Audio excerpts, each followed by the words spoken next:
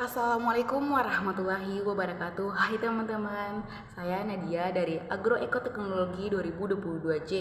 Di sini saya ingin membuat video tentang diksi dan kaidah bahasa Indonesia untuk memenuhi salah satu tugas sebelum UTS. Baiklah, saya langsung saja. Diksi adalah ketetapan pilihan kata. Penggunaan ketetapan pilihan kata dipengaruhi oleh kemampuan pengguna bahasa yang terkait dengan kemampuan mengetahui, memahami, menguasai, dan menggunakan sejumlah kosakata secara aktif yang dapat mengungkapkan gagasan secara tepat sehingga mampu mengomunikasikannya secara efektif kepada pembaca dan pendengarnya.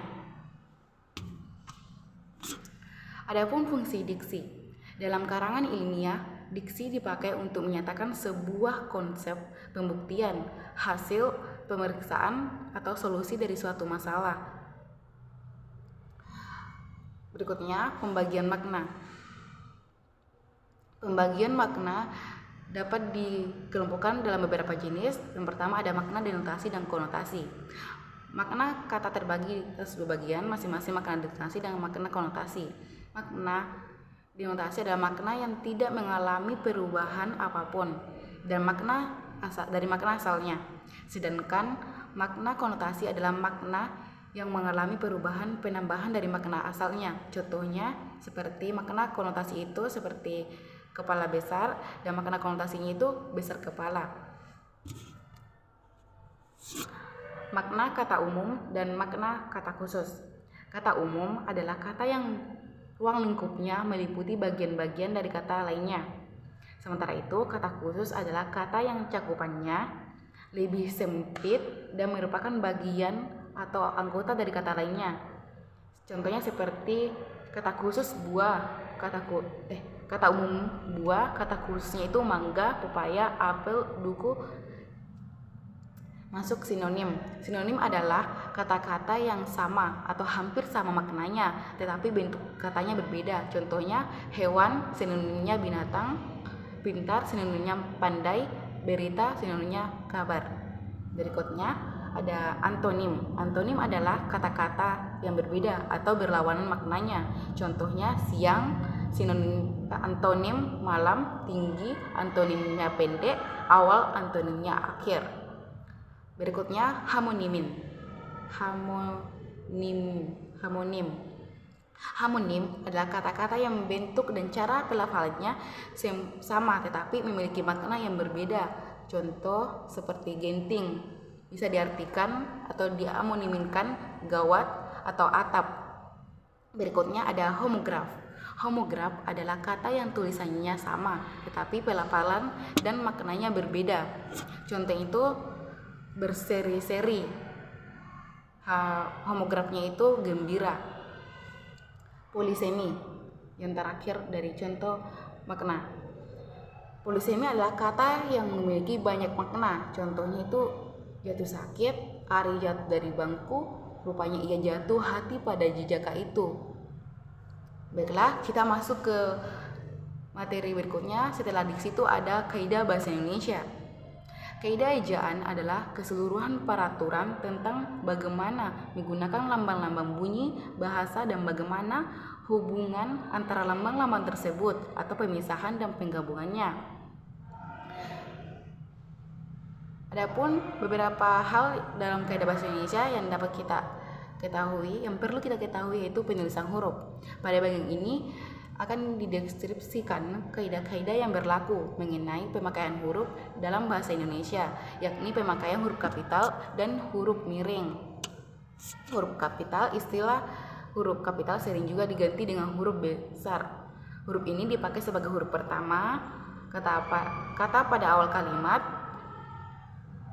nama orang, nama bangsa, suku bangsa dan bahasa, nama tahun, bulan, hari raya dan peristiwa sejarah, nama khas dalam geografi, nama badan resmi, lembaga pemerintahan dan ketatanegaraan serta nama dokumen dan lain sebagainya. Masih banyak yang lainnya juga. Berikut ada huruf miring.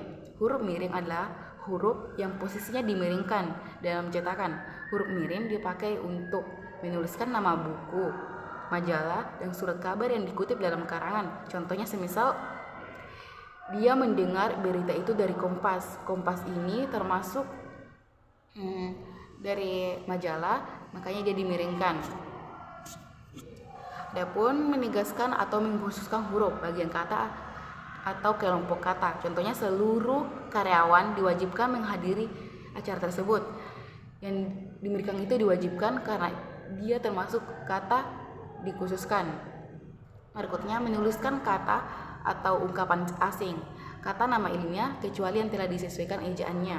Contohnya hari-harinya dipenuhi dengan Facebook. Facebook termasuk kata asing, makanya dimiringkan. Berikutnya adalah penulisan kata. Kaidah penulisan kata meliputi kaidah penghubung kata. Penulisan kata ganti ku, kau, mu, dan nya. Kata depan, di, ke, dan dari, kata turunan, serta singkatan dan akronim. Itulah yang saya akan jelaskan berikutnya. Baiklah, gabungan kata. Gabungan kata termasuk istilah khusus yang dapat menimbulkan kesalahan pengertian. Bisa diberi tanda hubung atau menegaskan pertanyaannya. Contoh, alat pendengar buku sejarah sebagai imbangan buku sejarah modern.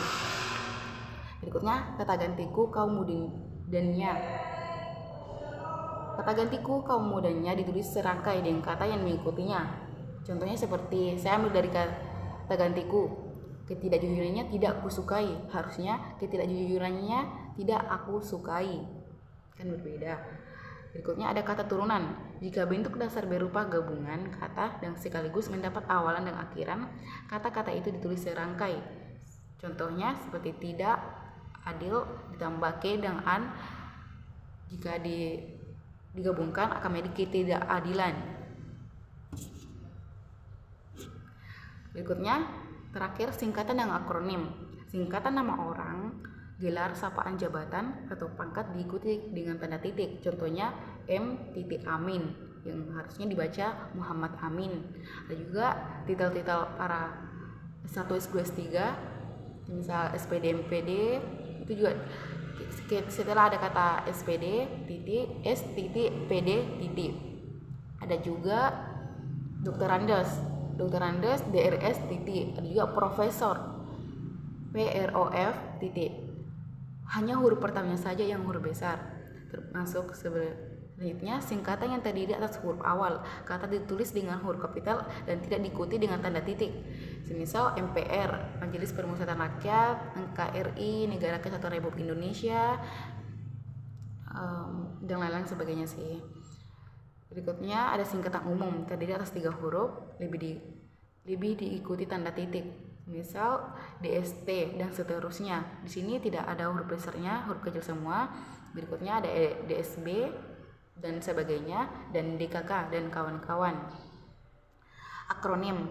Akronim adalah singkatan yang terdiri atas gabungan huruf.